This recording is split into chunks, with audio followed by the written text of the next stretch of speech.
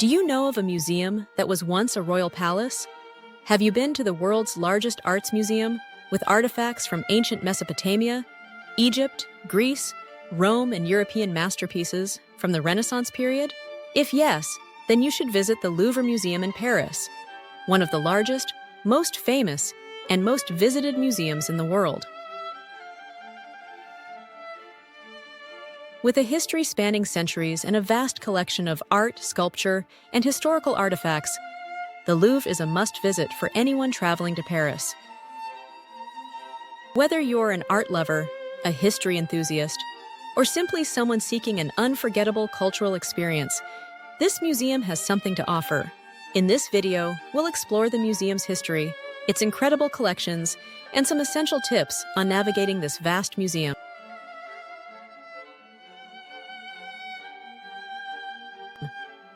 Before we proceed, we request you to subscribe to our channel, as this will help us bring more such videos to you. The Louvre has a long and storied history.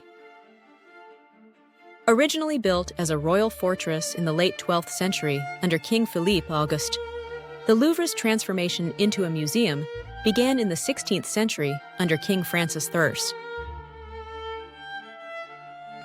He started turning it into a royal residence, and later, under King Louis XIV, the French court moved to the Palace of Versailles, and the Louvre became a museum in 1793 during the French Revolution. The Louvre's main entrance, which is an iconic architecture, opened in 1989.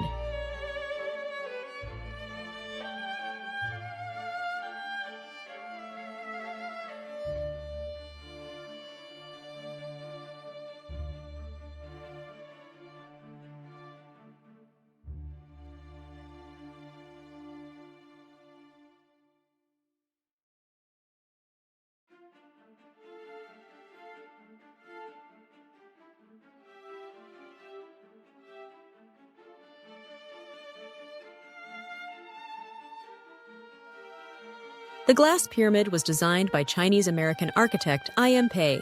Today, the Louvre spans over 60,000 square meters and houses nearly 38,000 pieces of art, making it the largest museum in the world. In fact, if you were to spend just 30 seconds looking at each artwork, it would take you about 9 months to see everything. So it's no surprise that the Louvre attracts over 10 million visitors every year. Located along the River Seine in the heart of Paris, the museum is divided into 8 curatorial departments, ranging from ancient civilizations to modern art. These include the Near Eastern antiquities, Greek, Etruscan, and Roman antiquities, Islamic art, sculptures, decorative arts, paintings, and prints and drawings. The Louvre Museum is divided into 3 primary wings: the Denon wing, the Sully wing, and the Richelieu wing. Each wing houses different types of collections and serves as a starting point for visitors, depending on their interests.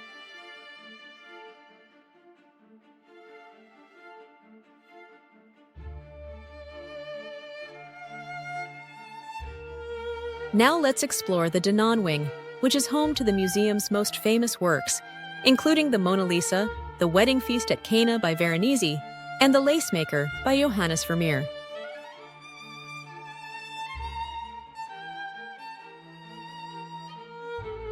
This is the location of iconic Renaissance artworks, Italian and French masterpieces, and major sculptures. This wing also holds several works by Eugène Delacroix and Michelangelo, as well as the Nike of Samothrace, one of the famous sculptures in the museum. The next wing that you'll visit is the Sully wing. This section contains the museum's ancient collections, Egyptian artifacts, and classical sculptures. The Sully wing focuses on ancient civilizations and contains one of the largest collections of Egyptian antiquities outside of Egypt. The wing is also home to the famous Venus de Milo and other Greek and Roman sculptures.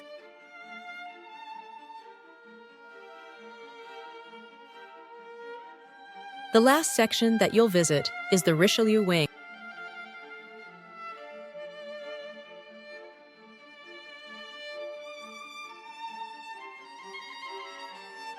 This section is home to French paintings, decorative arts, and the Napoleon III apartments.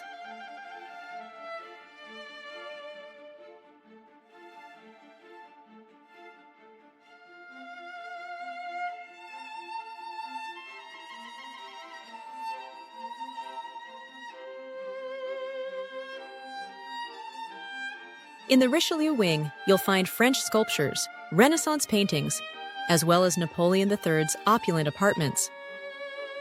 This wing is of interest to fans of French art, with works by François Boucher, Antoine Watteau, and the magnificent royal furniture and royal artifacts. Let's explore some of the museum's most famous exhibits.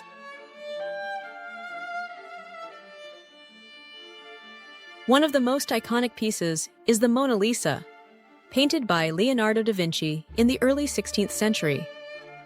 This painting, famous for its mysterious smile, is arguably the most well-known artwork in the world.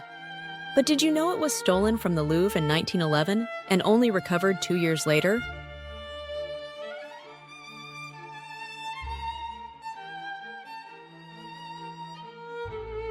Another must-see is the Venus de Milo, a 2nd century BC Greek statue of the goddess Aphrodite, discovered on the island of Milos in 1820. And of course, we can't forget the winged victory of Samothrace. This Hellenistic sculpture of Nike, the Greek goddess of victory, was discovered in 1863 on the Greek island of Samothrace and is estimated to have been created in 200 BC. The painting of the wedding feast at Cana, Paolo Veronese, is another masterpiece on display. This monumental painting by Paolo Veronese depicts the biblical story of Jesus turning water into wine at a wedding in Cana. This is the largest painting in the Louvre and is located in the Denon wing. Yet another display at the Louvre Museum is the Code of Hammurabi. The Code of Hammurabi is one of the oldest deciphered writings of significant length in the world. This ancient stone tablet records the laws of Babylon, offering insight into the early legal systems of the ancient world.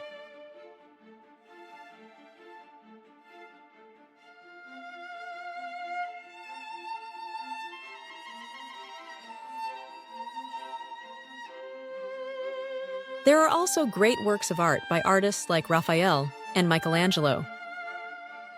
One of the standout French works is Liberty Leading the People by Eugène Delacroix, a symbol of the French Revolution. Moving on to Islamic art, the Louvre boasts one of the largest and most comprehensive collections of Islamic art in the world, featuring pieces from Spain, North Africa, the Middle East, and Central Asia, dating back as far as the 7th century.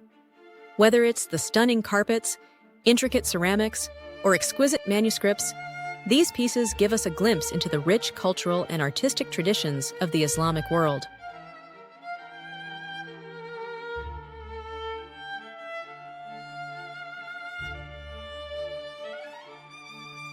Another fascinating feature of the Louvre is its Napoleon courtyard, which holds a statue of Napoleon himself, symbolizing the former emperor's influence on the museum's transformation.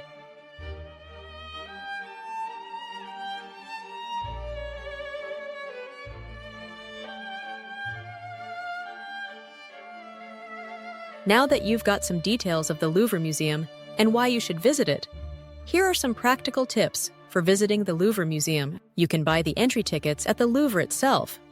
However, consider booking your tickets in advance online to skip the long lines, especially during high season.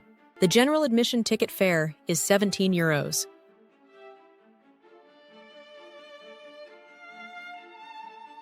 There are also reduced admission tickets and free admission tickets for visitors under the age of 18, and for European Union residents under the age of 26, etc.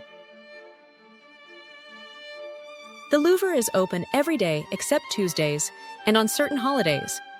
It typically opens at 9 a.m. and closes at 6 p.m., though on Wednesdays and Fridays, it stays open later until 9:45 p.m. If you want to avoid the biggest crowds, try visiting during weekdays in the morning. To get the most out of your visit, download the Louvre's official app, which includes maps, audio guides, and information on all the key artworks. And plan your route in advance. Prioritize the major exhibits you want to see, and remember that the Mona Lisa and Venus de Milo are always popular, so they might be crowded. The Louvre is huge, so make sure to take breaks. There are several cafes inside the museum where you can grab a coffee or snack. If you're a fan of souvenirs, the Louvre has an amazing shop where you can purchase art books, replicas, and even exclusive pieces that celebrate the museum's masterpieces. So, when you visit Paris, make sure to take the time to explore this world-renowned institution.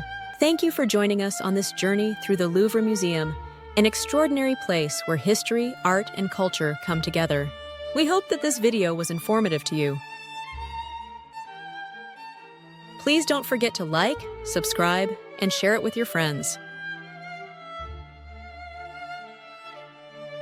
Thank you for watching this video.